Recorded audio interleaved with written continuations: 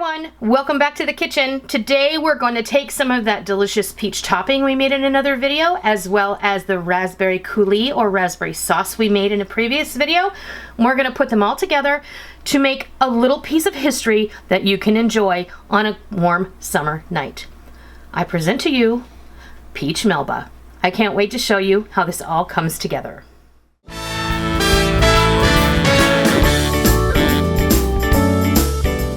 We're going to make Peach Melba. This is a historically popular dessert. It was developed originally by Chef Auguste Escoffier, whom you might know as the founder of Le Cordon Bleu cooking school in France, and then also went on to found the Ritz Carlton Hotel along with Mr. Ritz. Yeah, that was really his name. So there's a really rich history with this dessert, but it is so delicious in its simplicity, and that is exactly how Escoffier intended it. We're going to take some of our peach topping that we made, and while Escoffier might scoff at that, because he really did believe that the simplicity of this dessert was the beauty of it. We're going to go ahead and use our peach topping. We're going to also use our raspberry coulis that we made in another video. Combine it with some vanilla ice cream to make a delicious, simple dessert that's perfect for a hot summer night. Alright, so I have this peach topping that we made in another video. It looks a little bit darker today than it did when I originally made it, because before I started to make the Peach Melba, I put it in a saucepan and I reheated it. Sometimes your peach topping is going to start to look milky if it's been in the fridge for a little while. You can fix that by reactivating the cornstarch that's in the sauce.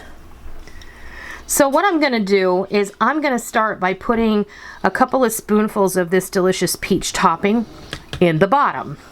And then just get your favorite vanilla ice cream, and we're going to put a lovely scoop of that right on the top. And then we're going to get our raspberry sauce, which I have had in the refrigerator, and drizzle that right over the top. You can add a little crunch. I've seen some people add slivered toasted almonds here.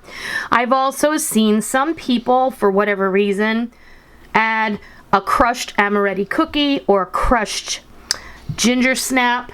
I think that's up to you and what you might have on hand. I'm going to forego the crunchy part today. Now, when Escoffier made this, he put the peaches in hot water and he peeled them, like we often will do if we're going to be putting peaches in something, and then scalding the skin off. Then he removed the pit, he cut the peach in half, and he's put them on a plate with a little bit of sugar, and he refrigerated it. That is how he prepared his peaches. His peaches would have been almost to the point where we would consider them overripe. And then as they sat in the refrigerator with that sugar on the top, they would become really sweet and delicious. And that's what he would put on the bottom. Then the ice cream, then the raspberry sauce.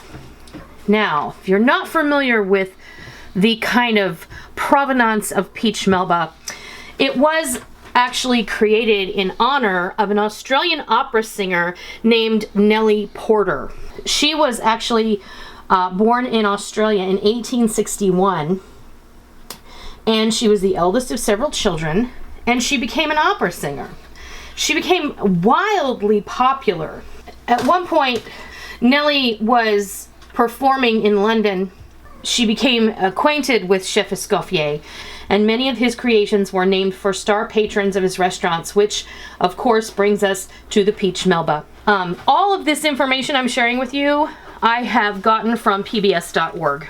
Nellie Melba often ate at Escoffier's restaurants while performing at the Covent Garden in London, and during the late 1890s and early 1900s, Escoffier claims to have created the Peach Melba while Nellie was a guest of the Savoy Hotel, where he was the chef.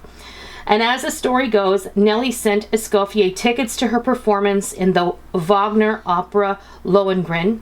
The production featured a beautiful boat in the shape of a swan, and the following evening Escoffier presented Nellie with a dessert of fresh peaches served over vanilla ice cream in a silver dish perched atop a swan carved from ice. He originally called the dish purée. He renamed the dish Pêche Melba, or Peach Melba as we know it here in the US, and the rest, as they say, is history. So there's everything you wanted to know in a nutshell about Peach Melba, but you probably didn't need to know. But you can just file that away in your file of useless information in your brain. But sometimes I think it's really a lot of fun to just know where certain things come from, how they came to be, and when you eat them, even if you make them in your own kitchen, you're really partaking in a little piece of history. So let's give this a taste. Unwieldy peaches. Yes? It tastes like summer. It really does. It's not overly sweet, and you taste the freshness of the peaches and the raspberries. It's just perfect. It's a wonderful combination. You guys are going to love this. So I hope you give Peach Melba a try. I hope that you enjoyed learning a little bit of the history and the background of where it comes from. I love sharing that kind of information because I think it's really important, especially if you're a foodie and you love to learn where certain things came from. So I hope you give it a try, and I hope you love it. And until next time, I'll see ya.